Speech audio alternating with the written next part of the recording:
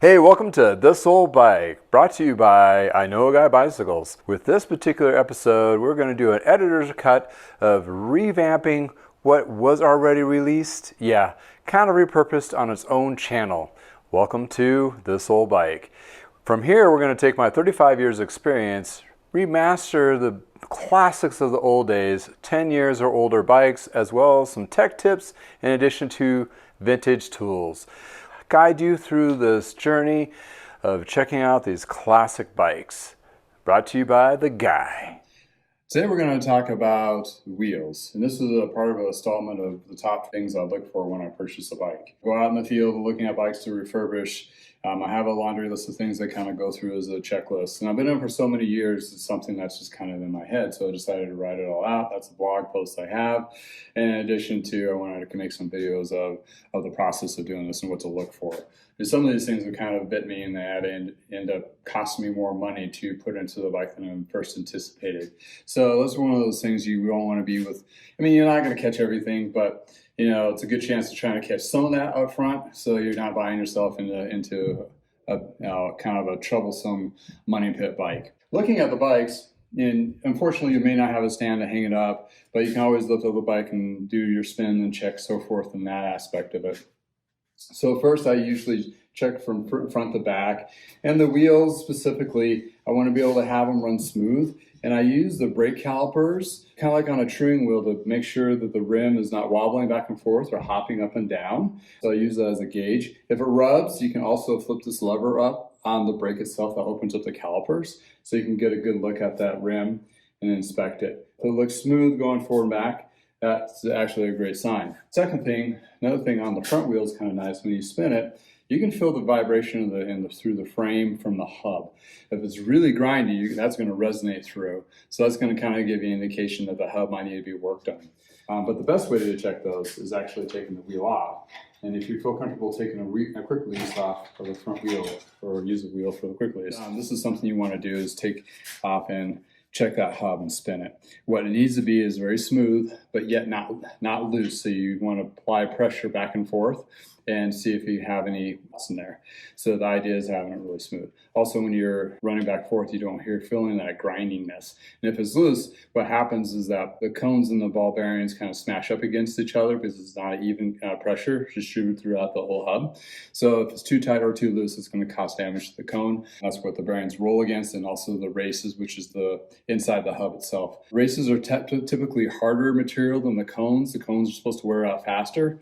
Kind of a technical piece of it. Also, if you have the hubs overhauled, you want them to make sure to replace the ball bearings, because ball bearings, you may not visually see it, but they may get no longer be perfectly circle or round, and that may cause problems. So also good bearing grease. This has been inspected. Then I go to the rear wheel.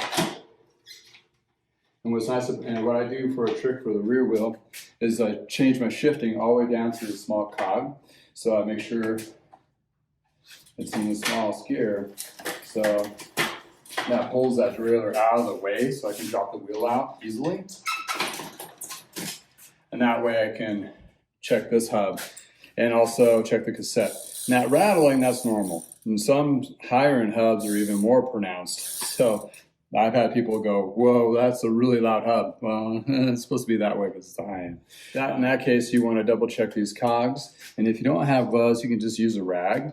And it's always good to have a rag with you with a little bit of Windex to clean any parts of the bike that you may suspect is dirty, and you want to make sure it's just dirt, not something that's damaged on there. When you look at the cassette, you want to make sure that all these cassette teeth or cogs are tight, they're not loose or wobbling. If the whole thing's wobbling around, that might be a compromised free hub body. You just want to make sure everything is smooth, but yet very, then there's this plastic gear protector. This prevents the derailleur from dropping into the wheel or throwing the chain into the wheel. These don't need to be there if the derailleur is adjusted correctly. The derailleur itself will stop the chain at that point. This is just a cautionary tale of manufacturing. So that's where you want to inspect the rear wheel. And since you pull the derailleur all the way out, you can just roll it back onto the small cog and tighten it back up. So check that rim already. What to look for in particular rims. This particular booger I came across, I bought this one as a separate wheel set, I went to go clean it and true it, and I did inspect it, but I did not see that the rim itself right there is starting to crack and pull away from the spoke nipples pulling it through. So this rim has been compromised and damaged to the point that it's unsafe to ride. That bad boy is toast. This is another one I came across. And this is when you're spinning it, you want to look for a ding. And this particular looked like a can opener to cut the inside of it. So that must have been a pretty interesting tale story when they got that. The more subtle dings are a little bit harder to see. And the reason why you don't want dings on your rim is that's your braking surface. You don't want that braking surface to compromise or stop it. In addition to, there's, especially when if you're more of a humid area or the bike came from a humid area, there's corrosion. And that's not good. And also the corrosion will seize up those spoke nipples that we can actually true the wheels. So those are various few things to look out for. Also, something you usually won't do while you're in the field, but there's rim tape here that covers up these spoke holes. And the spoke holes need to be covered up with this either a cloth tape, and I prefer the Velox cloth tape, or it's industry standard to use that for aftermarket because it holds higher pressure tire or tubes a lot better, and it doesn't sink into those holes where the tube will cut and blow out. So that's kind of your once over on the wheels, but it's unfortunately you're not going to catch everything. But I'm more of the person that likes to try to inspect as mostly possible in good lighting too, in the sun, not in somebody's dark garage or dingy basement, which gets kind of weird. But you want to check visually check all those spoke nipples, and as with the eyelets too, make sure they're not compromised. I'm kind of a matchy person, so if one wheel doesn't match one of the other, I know I'm going to be switching those out to a matching set. So that's going to be kind of my cost equations when I'm looking at a bike. But for yourself, I mean, there leaves a tale of like, oh, did you just upgrade one wheel? Or did something happen to the wheel that was originally on there? Which some case, like OEM, something went bad with it, then they had to replace it. And some people just go do the cheaper route instead of replacing this whole wheel set, they just do the one wheel. So keep that in mind. And in addition to skewers, if they don't match, especially if the rear one's all metal, trainer skewer. And a trainer skewer looks like this. It has metal on both ends. That's where the trainer clamps onto. So if you're going to be buying a bike for trainer use, the highway to nowhere, you're going to need to replace that because you don't want that contact of plastic pieces because it's going to be unstable while you're working on that trainer.